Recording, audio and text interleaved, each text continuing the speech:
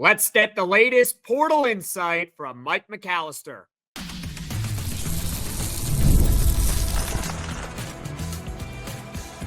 You are Locked On Syracuse, your daily podcast on the Syracuse Orange. Part of the Locked On Podcast Network, your team every day. Hello, everyone, and welcome into Locked On Syracuse. I'm Jackson Holzer, and thank you for making us your first listen of every single day here on the Locked On Podcast Network, your team every day. We're free and available wherever you get your podcasts. And on today's show, we are joined by Mike McAllister, 24/7 sports insider for Syracuse, here to give us the latest with the Orange in the transfer portal. Of course, Nate Kingz. There was a report out there that he was on campus today. Well, guess what, folks? I'm going to be asking Mike McAllister about Nate Kingz. That's right, Mike. I'm putting you on the spot with him. And, of course, later on in the show, what the heck with Dedan Thomas? All of a sudden, Syracuse was a finalist for him, plus many of more prospects that I'm sure you're aware of. Quincy Ballard from Wichita State. Nick Boyd from San Diego State. All that and more here on this episode of Locked On Syracuse. But before we get to everything, today's episode is brought to you by Game Time. Download the Game Time app, create an account, use code LOCKEDONCollege for $20 off your first purchase. Mike, thank you so much here for taking the time. There's a lot of chatter out there about Nate Kingz, a 6'5", 190-pound shooting guard from Oregon State. 1 year of eligibility left. He follows GM Alex Klein on Instagram. He follows assistant coach Dan Engelstad. But probably the most concrete proof of interest so far was Brian Higgins on Q Sports Talk saying that he was on campus today. So, Mike, what can you tell us regarding Syracuse and Nate Kingz? Well, there's kind of been rumblings that there's interest between the two sides for several days. So maybe even up to a week. The fact that he was on campus is not a huge surprise, but he's a big-time shooter. You know, obviously with Syracuse losing Chris Bell in the transfer portal, they need shooting. And even with him on the roster last year, shooting was an issue.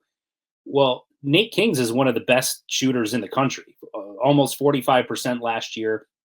The difference is, yes, you can set screens for him and he can be a standstill shooter, but he can also create his own shot. He's really comfortable coming off of screens, and he can drive a little bit. And then he's a pretty good defender as well. He had a pretty good game when Oregon State upset Gonzaga earlier this season. He had 20 points, 4 or 5 rebounds, 3 blocks, and 2 steals against, again, a really good Gonzaga team. So he does a little bit of everything. I think he's a good fit. I wouldn't surprise me if they're recruiting him with the possibility of him starting at the 3, with JJ at the 2, and then, you know, assuming they get a point guard from the portal. I think that's a possibility. But again, big time shooter, really good athlete, and just seems to fit a lot of what Syracuse has been missing the last couple of seasons. Gotcha. And I just want to confirm with you, he was on campus today with Syracuse? I haven't directly confirmed that from a direct source myself, but Brian Higgins, I do not believe, was making that up. And I did check in with a few sources to check in to see if he was on campus. I had heard rumors of a couple different players, and the couple other players that I had checked on, I was told no. And then when I asked about Nate Kingz, I got no response. That usually is telling, but I don't have direct confirmation on it. Kind of have to do the whole, who was it, Brian Windhorst? Why is that? Why is that? That's right. Why are they all of a sudden not responding to my text about this play? I asked about this player, I asked about that player, but then I asked about this one, Nate Kingz, and all of a sudden I don't get a response. And Brian Higgins, I don't see why he'd be lying there on Q Sports Talk about him.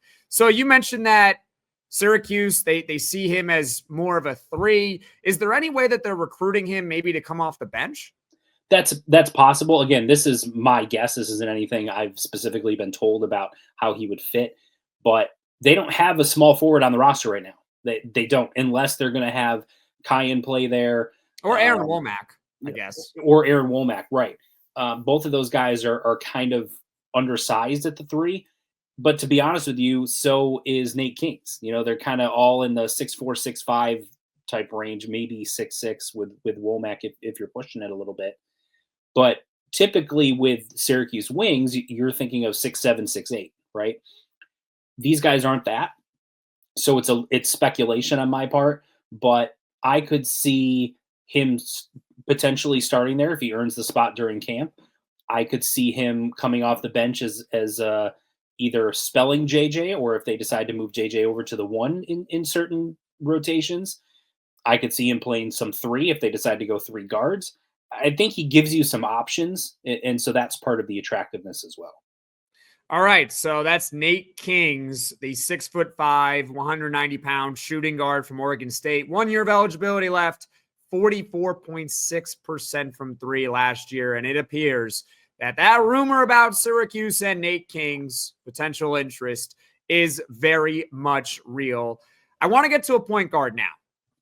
Another one that's kind of a person of interest here in the Syracuse circles.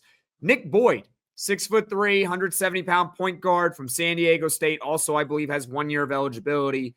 Kind of a hometown kid. Not really. I mean, he's from Bronx, New York. That's not too far from Syracuse.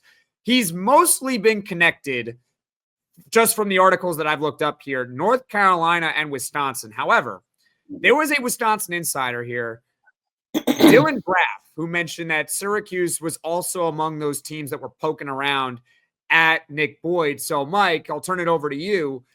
How involved is Syracuse with Boyd?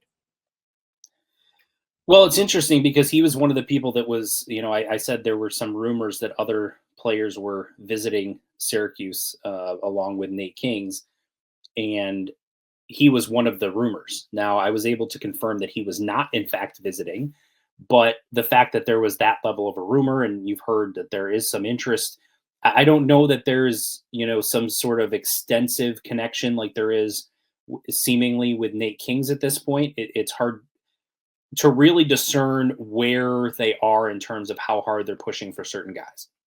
They're keeping everything extremely close to the vest. So a lot of this is speculation and reading tea leaves, but he is a New York kid.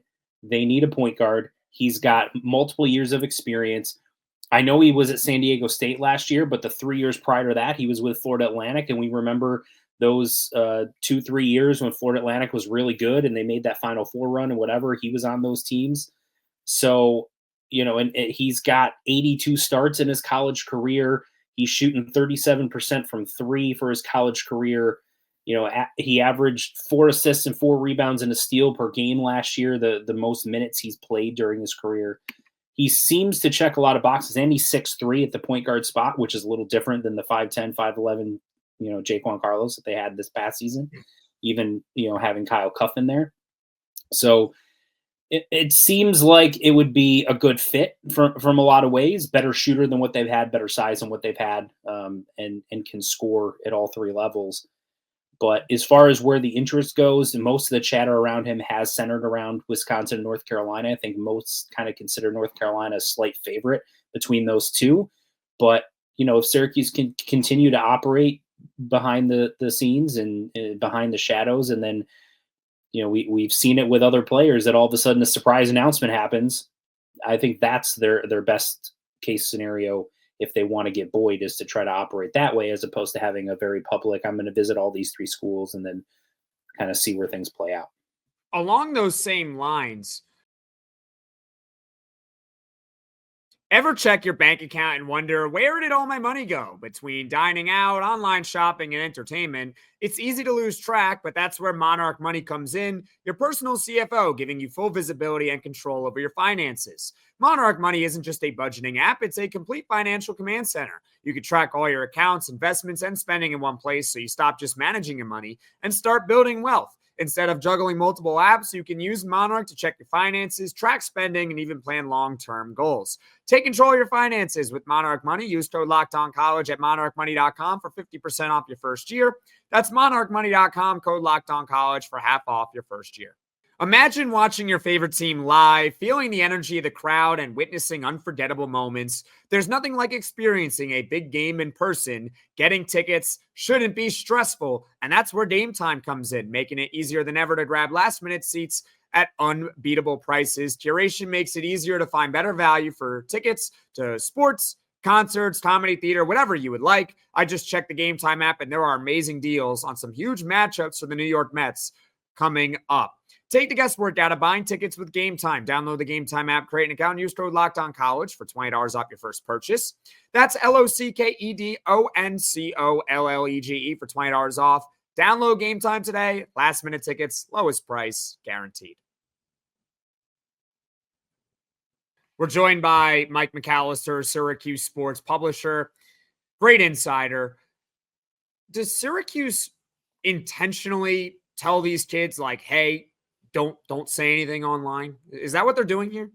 I don't think they're telling the kids that. No, I think they're intentionally not leaking information to reporters, not passing along information. Maybe they'll confirm some things or not, but they certainly want to keep visits and interest in players that they're evaluating as close to the best as they can.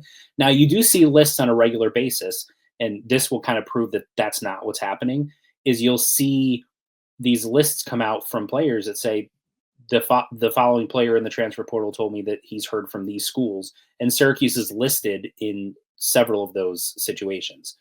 Now, heard from those schools can mean a lot of things. It can mean an assistant coach called one of his former coaches and just said, hey, I saw this guy was in the portal. Wasn't expecting that. What's his situation? Okay, thanks, goodbye. And that was it. And there's not really anything there. It could be something as simple and more substantial in that they're contacting an agent to say, what's the NIL situation here? What is, what's his expectation in terms of playing time and all those types of things. So I don't have any knowledge that they're directly telling players not to tell reporters that Syracuse is looking after them. I just think Syracuse is trying to keep everything that they're doing inside their inner circle within the coaching staff. Fair enough. And speaking of point guards, how many point guards do you think Syracuse is going to take here? They have one on the roster, a freshman from Europe, Luke Fennell. Do you think they're going to take one, or do you think you could see them taking multiple guys? My guess is they'd only take one, because the problem is, listen, I think the Syracuse staff, from my understanding, is very high on Luke Fennell. And so I think that there is an anticipation that he's got the ability to contribute right away. And if that is the case, you've got one player at the position who's going to play. And then, assuming you get someone from the portal, you've got someone else who's going to play. Now, if you're trying to get a third point guard, you're getting someone to say, come battle with these two other guys that we know are going to play and see if you can carve out 5 minutes a game. And that's a tough sell to throw in with two other players at that position and try to battle for minutes. It's tough to get someone. Oftentimes when players are transferring, they're doing so because they want more playing time, not less. And I'm not sure that Syracuse or most schools have the kind of NIL money to throw at a player to sit behind two other guys or battle it out for playing time with two or three other guys and be content if they lose that battle. So the fact that you've got JJ Starling that can kind of be your emergency point guard if needed, I think that helps as far as the depth goes, but I'm anticipating one. I'd be surprised if they got two. Now, the caveat to that is I do think that there are opportunities in unconventional places to add depth to your roster without hitting the portal, one of which is the junior college ranks. There are actually several players that are in the transfer portal now that were at the junior college ranks within the last couple of years. And in fact, Nate Kingz, before he transferred to Oregon State, was at a junior college. And there aren't a lot of schools that are looking at junior college prospects, where a lot of those guys, I think, are good enough to be contributors in some capacity, or at least be on a power conference roster, and wouldn't command a ton in NIL and aren't looking for a place where I need to be guaranteed a certain number of minutes and a certain amount of money and all that type of thing. So I do think there's an opportunity there. And then look at what they did last offseason when they needed a front court player, and they added someone in August in Petar Majstorovic. Now, I know he's hit the portal since, but they needed someone. They found an international player and were able to add depth to their roster. And I think most people thought, he's probably not going to play a ton as a true freshman. Ended up playing a lot larger role than I think most anticipated. And Could you find a situation where you have an international guard to add some depth to your roster? I could see that potentially playing out as well. But as far as the portal goes, my expectation is 1. So we'll see how it ends up playing out. Sticking with point guards here, and that's some great insight as far as how they are planning to build their roster. Probably just one point guard. Who are some other point guards to keep an eye on besides Nick Boyd? Man, it's really tough with how close they're keeping things to the vest to really figure out who they're going after. Now, they've been connected to some other guys, right? Like a Donovan Dent, who's signed with UCLA, a Dedan Thomas that you mentioned. They were in on Donovan Dent? There was, I think, when an initial report came out, like when he first hit the portal of the schools that he's heard from, I think Syracuse is one of the schools that was on the list of initial interest. I don't think there was anything substantial there that I was aware of. But Dedan Thomas, we know that Syracuse ended up being a finalist for. I know there's been a connection with Jaleel Bethea just because Syracuse had recruited him in the past, but I don't know that he's really a point guard at this level. I think he's probably a 2 or a 3, but Nathan George from Georgia Tech is someone that's interesting just because he's an ACC player. He's got ACC experience. I think he's a really good player. Nigel Pack from Miami is another one similarly. Again, these are players that I think could potentially be good fits. I haven't heard directly that there's, significant interest from Syracuse, but I thought Elliot Cadeau was intriguing when he entered the portal from North Carolina, but obviously he's gone to Michigan. He's not really the shooter that you're hoping to find, but I think that he could have been interesting if Syracuse got the right pieces around him with his ability to distribute and get into the lane. And then we talked about Nick Boyd. It's really at this point, I think maybe it's someone that's not even in the portal yet that they're hoping will enter at some point. Interesting. And there's a guy that I'm keeping an eye on if he enters. I have no information on whether or not he's going to, but his name is Desmond Claude. And I don't know if the name will sound familiar to people or not. He's USC, yeah. USC. He's a good player. He is a good player. He is a guard. He's 6'6". He averaged 16 points, 4 assists, 3.5 rebounds last season, shot 50% from the field. He's not a great three-point shooter. He shot 32% from 3 last year, and that was a career high. So again, he is not a great three-point shooter, but he is a Northeast kid from Connecticut. I believe his mom played here back in the day, if I have my information correct. But when he entered the portal previously, I think it was last offseason. Last season. Yeah, so he transferred from Xavier. He had a big year at Xavier. Similar stats with the 16 points and 4 rebounds, 4 assists, etc. But good defender too, really long. There was some not really like strong connections that Syracuse was going after him significantly hard or anything like that, but just I think some curiosity since Syracuse was in the market for a point guard, if they would look at him given his size and that Syracuse has traditionally done well with bigger point guards, but then also the fact that I believe his mom played here. So there's that connection to Syracuse as well. So he's someone I'm keeping an eye on that if he entered the portal, I would sort of monitor his activity and see if he's someone that Syracuse expressed interest in. So with Desmond Claude, and hoping that he enters the portal, is that a fancy way of saying they're going to just tamper? No, that's me speculating. The tampering stuff, I mean, let's be real. It happens during the season across the country, everywhere. If you don't think that there were coaches or assistant coaches or whatever reaching out to agents or former AAU coaches of Syracuse players like Donnie Freeman during the season, again, I don't have any direct knowledge that this was happening, but I would be stunned if it wasn't, to be honest with you, just knowing how things work. Reaching out behind the scenes to try to make unofficial pitches like, hey, if you entered the portal, we could probably get you paid.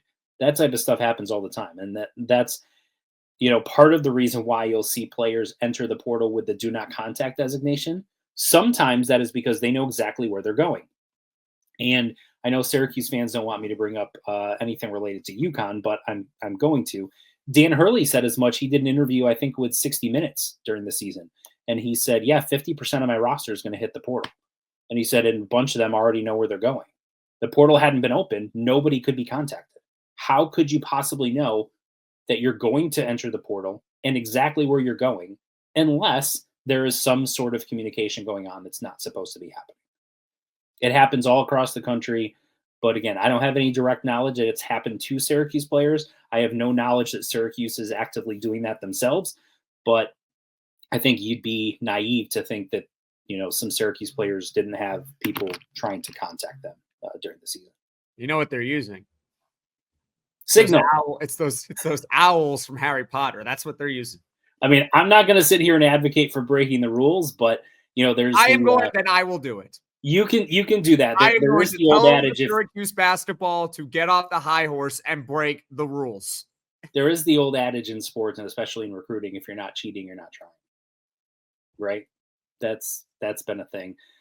You always heard rumors of under the table payments for elite recruits in football and basketball, and we remember the whole shoe scandal thing that was going on, with basketball recruiting. So yeah, I mean this stuff has been going on for decades upon decades upon decades. It's just, takes on different forms, but it's going to, as long as there's recruiting, it's going to happen. Get the supplies you need from the site made for the skilled trades, Supply House. Whether you're in plumbing, HVAC, or electrical work, Supply House is the reliable way to order products online. Their easy-to-use website is packed with helpful resources and the latest product info to help you get the job done right. Plus, with a complete inventory of over 200,000 parts online from 400-plus top brands, you'll find exactly what you need delivered fast from coast to coast. Need help with an order? Supply House offers expert support and industry-leading service, so you'll always talk to a real person. And for trade pros looking for an extra edge, their free Trade Master program offers exclusive perks like a dedicated phone line, free shipping, and discounts on every order. Thousands of steel professionals are already taking advantage, and now it's your turn. Join the Trade Master program today at supplyhouse.com/TM and start ordering plumbing, HVAC, and electrical supplies with just a few clicks. Plus, use promo code SH5 for 5% off your first order. That's supplyhouse.com. The NCAA tournament is here, and so is the bracket breakdown. Locked On Podcast Network and Amazon Fire TV channels are teaming up to deliver NCAA tournament coverage like never before. Watch studio shows featuring former players and Locked On's local experts as they guide you through every upset, buzzer beater, and bracket matchup. Stream it all for free on Amazon Fire TV channel. Search Bracket Breakdown to see it all for free. It's your team every day.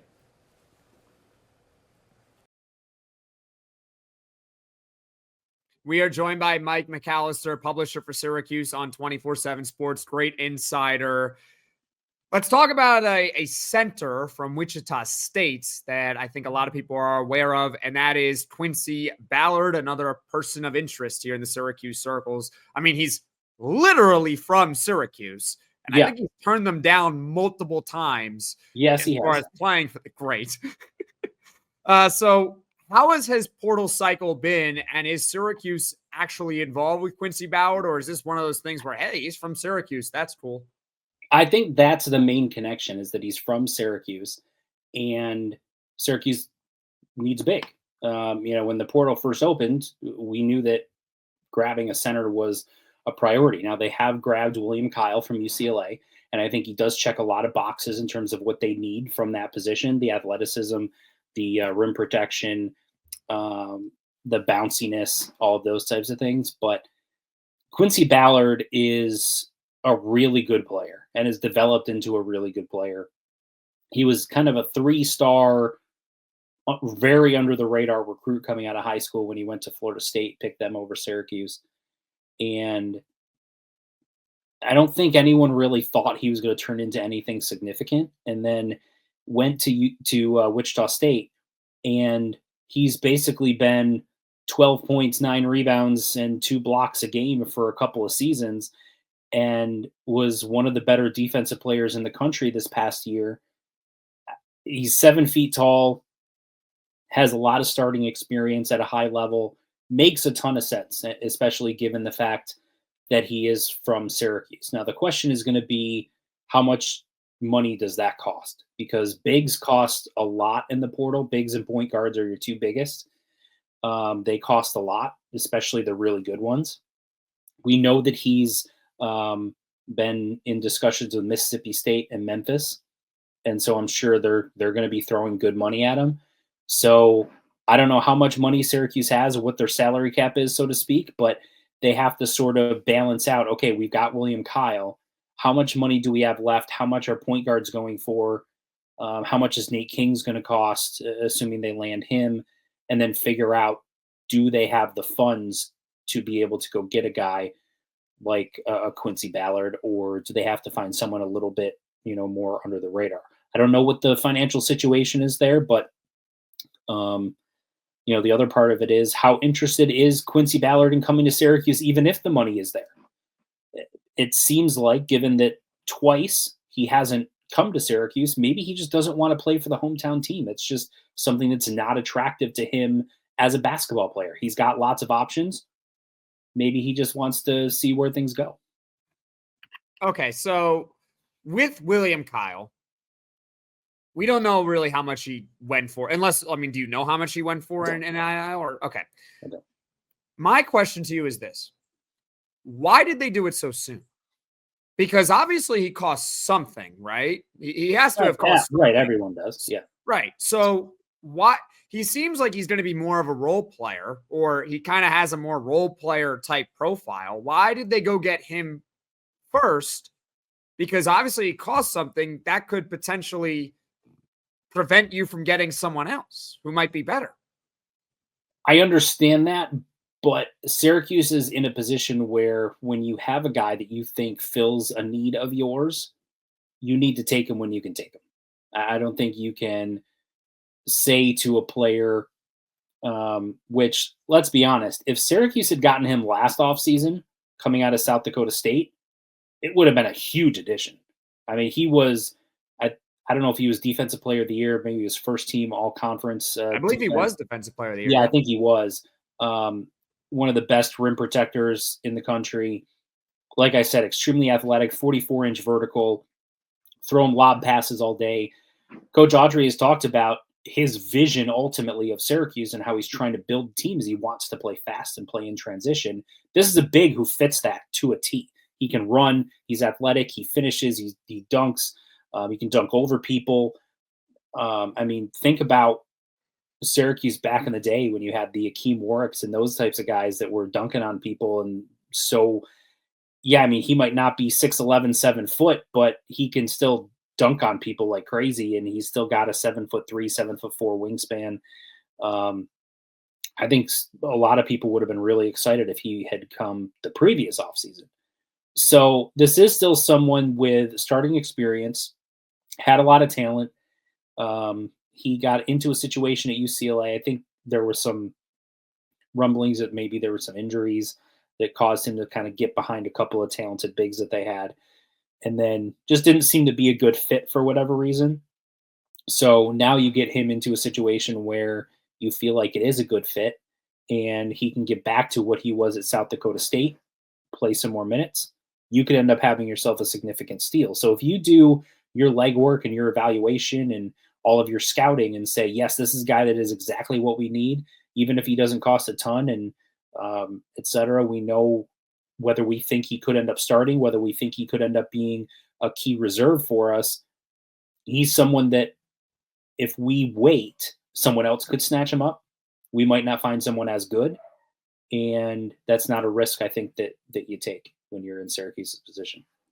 All right, fair enough. Just a quick one here for you. Sam Kaiser over at 24/7 High School Hoops, he reported about an hour and a half ago that Syracuse is one of the teams that has shown interest in KJ Lewis, an Arizona guard who's really good, 6'4", 205 pounds. He's a 2 guard, though. So just a quick yes or no here. Is this one of those situations where it's Nate Kingz or someone like KJ Lewis? Or maybe they could get both. Yeah, I think, he's talented. There's no question about that. I think you're in a position where if you have a talented player and they're willing to come at the price that makes sense for you, then you don't say no to that. But at the same time, how many 6'4", 6'5" shooting guards can you have on the roster, right? They've already got JJ. If they grab a guy like Nate Kingz, they've got Kyan coming in. They've got Aaron Womack coming in. At some point, you've got enough of those guys. So I don't think from a roster construction standpoint, it makes a ton of sense to bring in KJ Lewis if you get Nate Kingz. But let's say something doesn't work out with Nate Kingz, then perhaps KJ Lewis is a guy that they could look at. That's, again, speculation on my part. He's not the three-point shooter that Nate Kingz is. He only shot 19% from three last year. Obviously, that's not great. But can he defend? He can. That's what matters. You got to be able to do one of the two, Mike. Almost a steal and a half a game and almost a block a game last year. He's long, he's physical, 80+% free throw shooter. So yeah, even though now the year before he was almost at 35% from 3-point range. So he has shown at least some ability from there, but obviously 19% last year. Right. That's Syracuse doesn't want to go through another year where they have a bunch of those guys. So if you get Nate Kingz, I'm not sure that there's from a roster construction standpoint, there's an ideal fit unless there's something I'm missing. But, unless they view him as someone that they can transition over to a point guard role, then maybe that there would be a spot there. But my guess is no, as of now. Gotcha. I don't know if you caught the podcast that I did yesterday, but I went through every single public report so far, the players that Syracuse was interested in, and I asked two questions of all of them. Can you shoot or can you defend? Right. If you can't do either of them, I don't want you. Now, Syracuse might feel differently. Who knows? And the exception was, well, are you just damn good? Like, yeah. If you're just so damn good, but you're just not really good at those two aspects, well, there's always an exception to every rule, right? The final guy who I want to ask you about here is Dedan Thomas from UNLV. I did a mini podcast on him earlier today. And the reason why I did a mini podcast is because I remember when the portal first opened and we were talking about point guard targets here on this podcast. And I was like, yeah, Dedan Thomas would be really cool. We're not going to get him, though. I mean, we're not even probably going to be involved with a guy like Dedan Thomas. He's one of the top guys overall. And lo and behold, last night, On3's Joe Tipton sends a report out there. Dedan Thomas has committed to LSU, and I'm kind of just reading the report. I'm like, all right, Kentucky, Florida, and Syracuse was involved here. So, Mike, can you kind of just walk us through that process and how was Syracuse able to keep this quiet, and why did they want to keep this quiet? Well, I think they want to keep things quiet just from a general standpoint that they don't want to tip their hands to too many people. And if you can get some negotiations done behind the scenes and kind of get things, all the paperwork signed and all of that stuff done, and then sort of leak the information, it prevents other teams from coming in and trying to throw a bunch of money at someone. We'll give William Kyle as an example. Regardless of what his role ends up being, given what his role was last year at UCLA, the minutes he played and the numbers that he put up, even regardless of what you think of him as a player, it wouldn't stand to reason that he's going to command top of the market money from an NIL standpoint in terms of comparing him to other bigs. So if Syracuse says, listen, we think this guy is extremely talented, could be a big-time player for us, they talk to him, they leak the information that he's coming to visit and they're extremely interested. And then someone else says, why is Syracuse going after that kid? Let me take another look. They rewatch his film, rewatch his South Dakota film, and then say, yeah, he didn't play as much last year at UCLA, but I saw some real growth and I think he could end up being really good next year. We're going to throw some more money at him. Now Syracuse is in a situation where they have to say, how much is this worth getting into a bidding war for? Whereas you keep everything quiet, you get everything signed, you get him at the price that you want, and you don't risk losing a player that you think is going to be a big piece for you. Now, I get the counter argument to that in a situation like Dedan Thomas, where he's one of the best in the portal. almost everyone that needs a guard is going to be after him, right? Exactly. So I get it, but at the same time, if you can talk to the guy privately, have a couple conversations, he says, yeah, this is about what I'm looking for. You say, okay, that works for us. You can come in, you'll be our starting point guard, all of that. And you can kind of get things signed, and then bam, it comes out of nowhere. I mean, the fact that he signed with LSU kind of came out of nowhere too. So they kept things close to the vest. That's, I think, the way that this coaching staff wants to operate with the portals. They want to try to keep everything within their inner circle, and it's going to lead to some situations like that where you say, wait, they're a finalist? How did that happen? Well, you know what? It got me thinking. I started looking at all these other players in the portal. I don't know if you did the same thing. And it's just like, are they interested in him now? Are they interested? And another guy I want to ask you about here before I let you go is Silas Demary Jr. I mean, how much is there to it? He's the Georgia point guard. He's, in my opinion, probably the best player that they're really going after here, or at least have shown some sort of interest in. Is there anything to it, or is he just going to go somewhere else? I haven't heard anything definitive other than, we've seen the reports that Syracuse is one of the teams that has reached out to him. Now, he's interesting in that he shoots 37% from three, which is obviously really good, especially for a point guard. He's 6'5", so he's got really good size. But he also only shot 39.6% from the field overall last year. So you're like, well, wait a minute. He was inefficient outside of shooting the three ball, but about half of his shots were 3-pointers. So I don't think that means that someone that you're going to expect to kind of play similar to a Judah Mintz, where he's attacking the rim all the time. But I do think he'd be a good fit. He's got multiple years of eligibility left.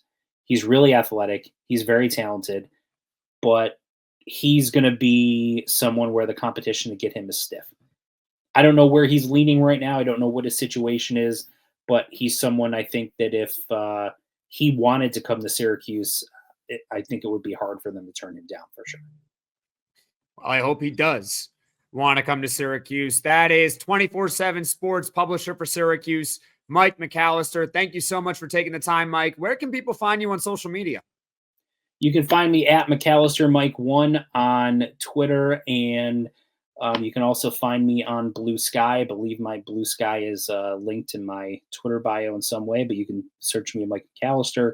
You can also find me on Threads or Instagram, at McAllister Mike 1. And then, of course, our site's Twitter account is at Syracuse on 247. And our site also has an Instagram page at Syracuse on 247. And then you can find our Facebook page at Syracuse on 247 as well. And the Facebook page, the cool thing about that is it's 95% of it is Syracuse content, but there's also a lot of stuff about major viral news and breaking news across all sports, professional and college. So it's a good place to get a lot of sports news. Awesome, Mike. Thank you so much. Is there anything else you'd like to add? Just that don't overreact to everything. It's hard not to do. It's hard to not do that. But when William Kyle signed, the narrative instantly became, well, if this is all we're doing at center, let everything play out first. Look at the player that commits, see what his skills are, if you can see a fit there, and then see how the roster ultimately ends up playing out, because we don't know what that role is going to be. We don't know who else they're going to get, how those pieces are going to fit. So try to not make wild assumptions after every single piece of news comes out. And there's also players that have not hit the portal that will hit the portal at some point. So there's still a lot to be decided here. And I think we'll get a lot more clarity over the next couple of weeks. Syracuse is out there just sending those owls to those people who may or may not hit the portal with those do not contact tags. Mike, thank you so much. And best of luck with everything. Great coverage as always. Thanks, Jackson. I appreciate it.